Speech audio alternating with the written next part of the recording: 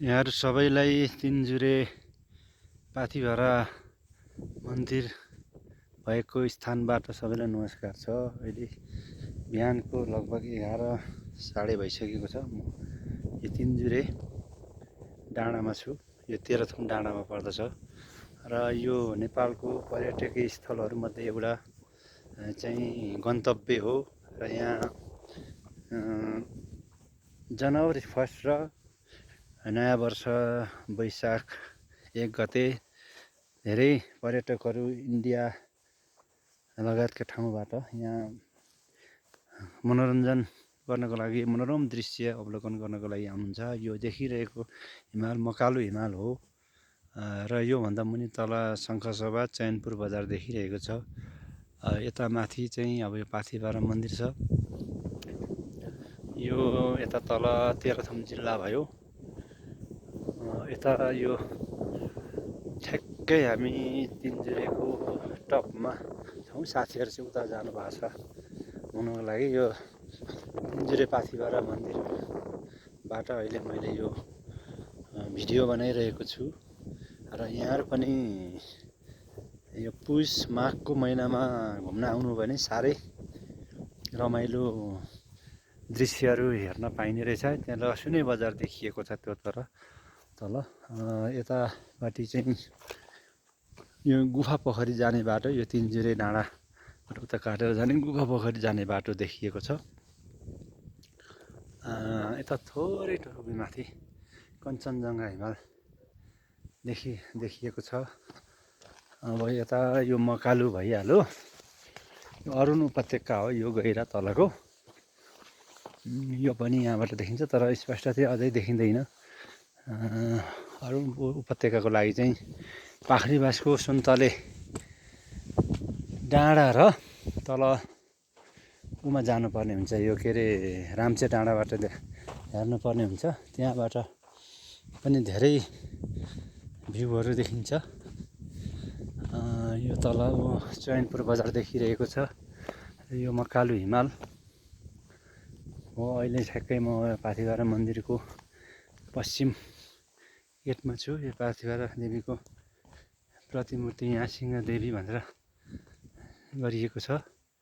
यहाँ पुजारीको नाम छ, सिसी क्यामेरा समेत छ। र यो पर्यटकहरूले, यहाँ धार्मिक पर्यटनमा आउने महानुभावहरूले यहाँ चाहिँ ढुङ्गाको तलै तल बनाउनु भएको छ। अब यो चाहिँ के को लागि मैले चाहिँ अझै पनि सोधेको छैन, जानेको छैन।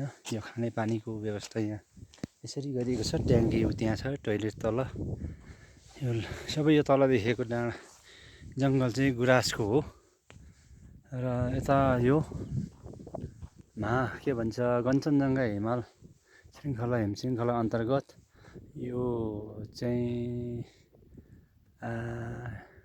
के हिमाल भन्छ हौ, मैले विशेष ठ्याक्कै पाथिभरा माता ताप्लेजुङकोदेखि ठ्याक्कै माथिल्लोपट्टि पर्छ यो कञ्चनजङ्घामा। यो चाहिँ मकालु हिमाल हो। यो सब यता माथि शङ्खसभा हो भने उता ताप्लेजुङ, यता यो तेह्रथुम, यता 5 थर पर्दछ। यसरी यहाँबाट मनोरम दृश्यहरू अवलोकन गर्न यहाँहरूलाई पनि इच्छा भएदेखि वैशाख 1 गते अथवा गुराँस फुलेको सिजनमा चैत वैशाखमा र यो के अरे यो पुष माघमा साह्रै राम्रो दृश्य हेर्न पाइने रहेछ। तल बसन्तपुर बजार देखिरहेको छ। त्योभन्दा तल चित्रे बजार छ अलिअलि त्यो डाँडादेखि यतापट्टि।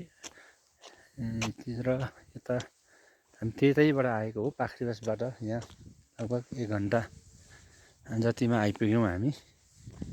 र यो रमाइलो दृश्यहरू यहाँहरूलाई पनि यहाँ चाहिँ पाथिभरा देवीको मूल मन्दिर हो। यहाँ पुरानो मूल मन्दिर, यो मूल मन्दिर हो। यहाँ चाहिँ पछि प्रतिमूर्ति स्थापना गरिएको रहेछ यो।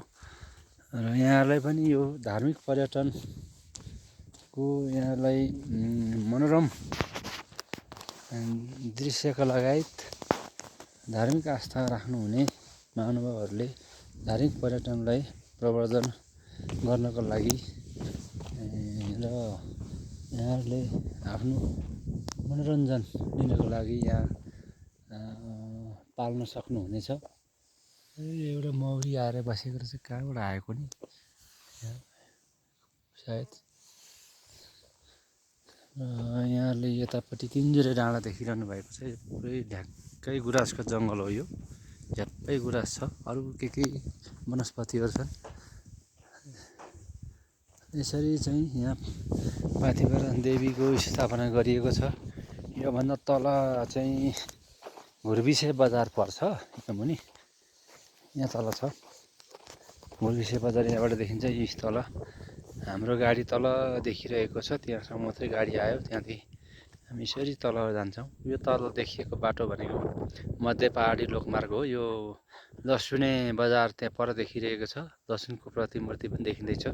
त्यहाँबाट उता म्याङ्लुङ बजार पर अलिक देखिँदैछ, त्यहाँदेखि उता सङ्क्रान्ति हुँदै यो उता पाँच थरको जोरसाल भएर ताप्लेजुङ फङलिङतिर पनि जान्छ, जामतिर पनि जाँदो रहेछ, त्यो जोडिएको रहेछ।